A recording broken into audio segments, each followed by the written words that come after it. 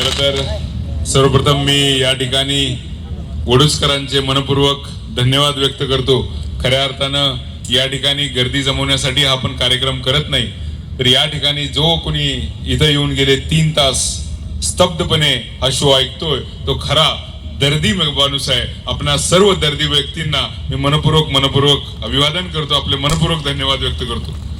खऱ्या अर्थानं इतिहास आपल्या डोळ्यासमोर उभा केला त्या किरण माने सरांचं सर्व वडूजकरांच्या वतीनं, सर्व मानदेशाच्या वतीनं मी मनपूर्वक आभार करतो, अभिनंदन करतो त्यांचं.